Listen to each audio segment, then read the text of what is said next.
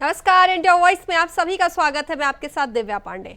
वक्त हो चला है रिपोर्टर लाइव का, जहां दिन भर की तमाम बड़ी जानकारियां हमारे संवाददाता सीधे ग्राउंड जीरो से आप तक पहुंचाते हैं। तो खबरों की शुरुआत करेंगे जहां लखनऊ में भिखारियों को रेस्क्यू करने गई टीम पर हमला हुआ, जहां बच्चों को छुड़ाने आए कर्मचारियों को चप्पलें बरसाकर दौड़ा दौड़ाकर पीटा गया है।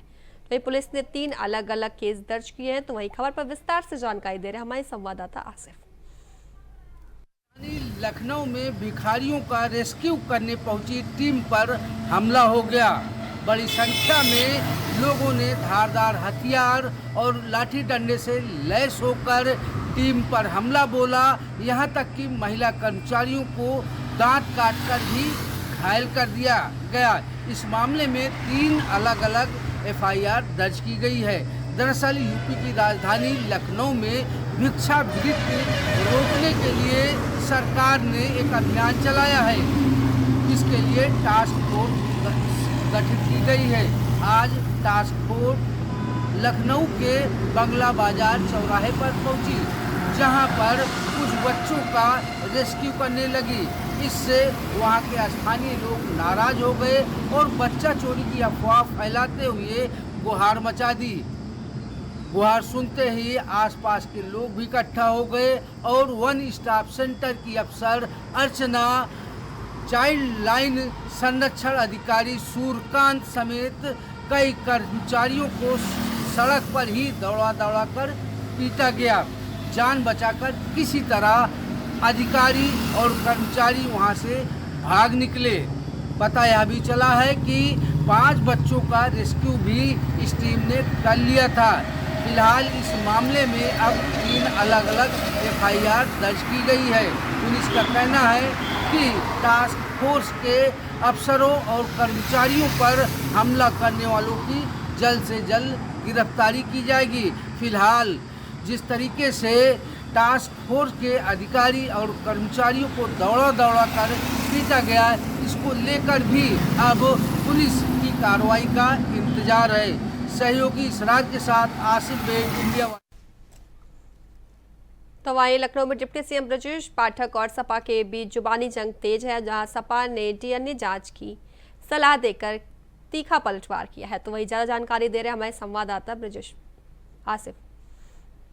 यूपी में डीएनए को लेकर सियासी संग्राम थमने का नाम नहीं ले रहा है। आज भी समाजवादी पार्टी की मीडिया सेल ने एक पोस्ट डाली और डिप्टी सीएम ब्रजेश पाठक के डीएनए को लेकर आपत्तिजनक और शर्मनाक बयान दे डाला।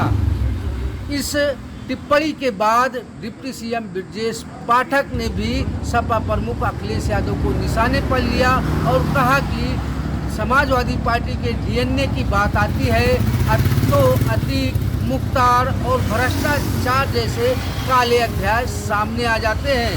दरअसल बीते दिनों समाजवादी पार्टी की मीडिया सेल ने डीएनए को लेकर डिप्टी सीएम ब्रजेश पाठक पर शर्मनाक और आपत्तिजनक बयान दिया था।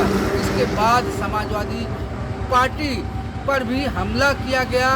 लगातार एक दूसरे पर जुबानी और पोस्टरवार हमले चल रहे हैं। आज भी समाजवादी पार्टी की मीडिया सेल ने डिप्टी सीएम ब्रजेश पाठक के डीएनए को लेकर पोस्ट डाली और कहा कि डिप्टी सीएम ब्रजेश पाठक अपना डीएनए चेक कराएं और सार्वजनिक तौर पर सोशल मीडिया पर डीएनए की पोस्ट डालें। समाजवादी पार्टी की तरफ से आपत्तिजनक पोस्ट करते हुए यह लिखा गया कि शायद डिप्टी सीएम का डीएनए जीबी रोड या सोनागाछी का है, उन्हें अपना डीएनए पता नहीं है। इसके बाद ही डिप्टी सीएम ब्रजेश पाठक ने समाजवादी पार्टी और सपा प्रमुख अखिलेश यादव पर बड़ा हमला बोला। कहा कि जिस तरह से डीएनए को लेकर समाजवादी पार्टी मुखिया अखिलेश यादव गोल पोस्ट कर रहे हैं, हर बार बदल रहा है। फिलहाल जिस तरीके से डीएनए को लेकर अब समाजवादी पार्टी बीजेपी के डिप्टी सीएम ब्रजेश पाठक और सपा प्रमुख अखिलेश यादव के बीच जिस तरह से जंग चल रही है, यह कब थमेगी यह देखना दिलचस्प है। सहयोगी इसरार के साथ आसिफ बेग, इंडिया वॉइस, लखनऊ। तो वहीं लखनऊ के चारबाग स्थित मोहन होटल का अवैध निर्माण टूटेगा। आपको बता दें एलडीए ने जारी किया है नोटिस, तो 2 सप्ताह में ध्वस्तीकरण की चेतावनी भी दी गई है। तो वही ज्यादा जानकारी दे रहे हमारे संवाददाता अमान।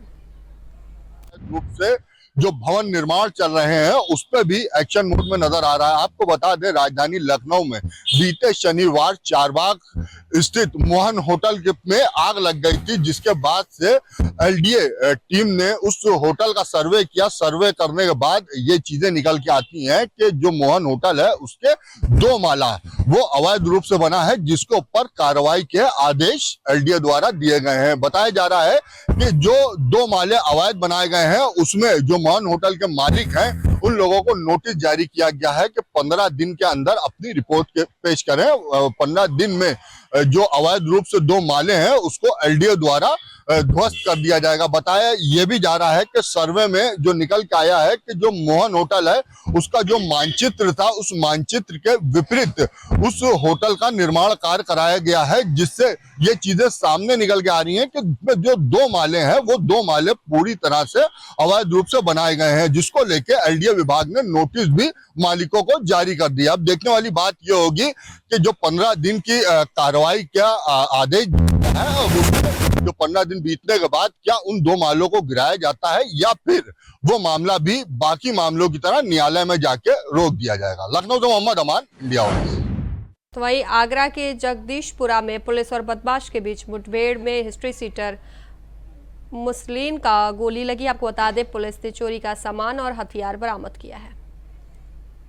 आगरा पुलिस कमिश्नर दीपक कुमार के चार्ज लेने के बाद अपराधियों के खिलाफ लगातार कार्रवाई देखी जा रही है। दरअसल आपको बता दें कि बीती रात को आगरा पुलिस और एक बदमाश के बीच में मुठभेड़ हो गई, जिसमें बदमाश के पैर में गोली लगी है। उसके पास से एक अवैध तमंचा और जिंदा कारतूस, खोखा कारतूस भी पुलिस ने बरामद किए हैं। वहीं भी जगदीशपुरा क्षेत्र में चोरी की घटना का भी पुलिस ने खुलासा कर दिया है। उस आरोपी के पास से लूटा हुआ माल भी पुलिस ने बरामद कर लिया है। आगे की जांच में आगरा पुलिस जुटी हुई है। अपने सहयोगी शोएब के साथ जीशान अहमद, इंडिया वॉइस आगरा। तो वहीं जौनपुर में सड़क किनारे युवक का शव मिलने से इलाके में सनसनी फैल गई है। सिर पर गंभीर चोट के निशान मिलने के बाद परिजन हत्या की आशंका जता रहे हैं। तो वहीं पुलिस ने शव को पोस्टमार्टम के लिए भेज दिया है, जांच शुरू कर दी गई है। तो ये जौनपुर से हमारे संवाददाता अभय जानकारी दे रहे हैं। सड़क किनारे एक 35 वर्षीय युवक की शव मिलने से हड़कंप मच गया। मृतक के परिजनों ने हत्या की आशंका जाहिर करते हुए पुलिस को शिकायत पत्र देकर न्याय की गुहार लगाया है। सूचना पर पहुंची पुलिस शव को पोस्टमार्टम भेज मामले की जांच पड़ताल में जुट गई है। मृतक युवक की शरीर पर गंभीर चोट के निशान देखी जा रही है। पूरा मामला मड़ियाऊ थाना क्षेत्र के रजमलपुर गांव का बताया जा रहा है। मृतक के परिजनों का कहना है कि बीती रात मृतक के मोबाइल पर एक फोन कॉल आती है। किसी से बात करते हुए मृतक घर से बाहर जाता, तभी ये खबर सामने आती है। हालांकि पुलिस पूरे मामले की जांच पड़ताल कर रही है। पूरा मामला मड़ियाऊ थाना क्षेत्र का बताया जा रहा है। जौनपुर से विवेक कुमार, इंडिया वॉइस। तो वहीं झांसी के खैलार गांव में 2 साल से पानी की किल्लत से परेशान लोगों ने सड़क जाम कर प्रदर्शन किया है। और ज्यादा जानकारी दे रहे हैं हमारे संवाददाता शेखुल। झांसी में ग्राम खैलार के क्षेत्रवासियों ने आज झांसी बबीना रोड को पूरी तरीके से जाम कर दिया है। लगातार 2 घंटे से भारी जाम लगा हुआ है, जिसको लेकर यातायात पूरी तरीके से बाधित हो चुका है। क्षेत्रवासियों का कहना है कि पिछले 2 साल से उनके क्षेत्र में पानी की समस्या बनी हुई है और 2 साल से वह कई अधिकारियों से शिकायत कर चुके हैं और अधिकारियों द्वारा उनको आश्वासन दिया गया है, मगर 2 साल से आज तक उनके घर पर एक बूंद पानी नहीं पहुंची है। क्षेत्रवासियों ने बताया कि उनके क्षेत्र में 200 से ज्यादा मकान बने हुए हैं। सरकार की योजना हर घर जल हर घर नल के तहत घर तक नल तो पहुंच गया है, मगर नल में अभी तक पानी नहीं पहुंचा है, जिसको लेकर आज तमाम क्षेत्रवासियों ने झांसी बबीना रोड पर जाम लगाकर हंगामा किया। वहीं उन्होंने अधिकारियों से मांग की है कि उनके क्षेत्र में जल्द से जल्द पानी को चालू किया जा सके, ताकि क्षेत्रवासियों को भीषण गर्मी में राहत मिल सके। झांसी से इंडिया वॉइस के लिए शेख मोहम्मद। तो वहीं उत्तराखंड में बीजेपी ने तिरंगा यात्रा निकाली और अब कांग्रेस बीजेपी की तिरंगा यात्रा का तोड़ जय हिंद यात्रा से करने जा रही है। तो यानी उत्तराखंड में यात्राओं को लेकर इन दिनों सियासत भी तेज हो गई। आपको बता दें उत्तराखंड में यात्राओं को लेकर इन दिनों सियासत तेज है। सियासत हर मुद्दे पर होती नजर आ रही है। बीजेपी ने तिरंगा यात्रा निकाली, जिसको लेकर कांग्रेस ने सवाल खड़े किए, तो अब कांग्रेस उसका तोड़ निकालने के लिए जय हिंद यात्रा निकालने जा रही है। कांग्रेस की तरफ से पूरे विधानसभा वार एक रूट मैप बनाने का काम यहाँ पर किया गया है और जल्द ही कांग्रेस की जय हिंद यात्रा हर विधानसभा में निकलती नजर आएगी। कांग्रेस का कहना है कि ये यात्रा जय हिंद जो नाम दिया गया ये सैनिकों के सम्मान में है और सैनिकों के सेना के जो पराक्रम है उसको दर्शाने वाला है, इसीलिए कांग्रेस समर्पित होकर ये जय हिंद यात्रा निकालना चाहती है। जबकि भाजपा सिर्फ राजनीति करती है, चाहे उनकी तिरंगा यात्रा हो या फिर उनके मंत्रियों के या फिर नेताओं के विवादित बयान हो। इसीलिए कांग्रेस जनता को जागरूक कर रही है और अपनी जय हिंद यात्रा के नाम से जनता को सेना के प्रति समर्पित करने का काम कर रही है। सेना के प्रति गौरवान्वित महसूस कराने का काम कांग्रेस की यात्रा करेगी। तब देखना यही होगा कि इस जय हिंद यात्रा को लेकर कांग्रेस की किस तरह की तैयारियां हैं, कांग्रेस का किस तरह से रिस्पॉन्स जनता इस जय हिंद यात्रा को लेकर निकालती है। कैमरामैन हर्षन्याल साथ अभय केंतुरा, इंडिया वाइज। तो वही कासगंज में सीएम योगी ने ऑपरेशन सिंदूर जिक्र करते हुए कहा है कि भारत की सेना ने पाकिस्तान को औकात में ला दिया। ज्यादा जानकारी दे रहे हमारे संवाददाता अशोक शर्मा। उत्तर प्रदेश के मुख्यमंत्री माननीय योगी आदित्यनाथ आज कासगंज की इस पावन धरती पर आए। यह धरती वो जो है सोरो बड़ा भगवान के नाम से भी मशहूर है, संत तुलसीदास के नाम से भी मशहूर, वह अमीर खुसरो के नाम से भी कासगंज जनपद को जाना जाता है। आज कासगंज जनपद में योगी आदित्यनाथ ने नवनिर्मित 151 करोड़ रुपए की पुलिस लाइन का विधिवत उद्घाटन किया। वहीं उन्होंने 60 परियोजनाओं का भी उद्घाटन किया, जिसमें जो परियोजना 724 करोड़ रुपए से की संचालित की गई हैं। आपको बता दें, वहीं मंच के माध्यम से उन्होंने जिस तरीके से कहा कि संबल में 10वां अवतार है तो भगवान बड़ा का तीसरा अवतार सोरो में भी मौजूद है।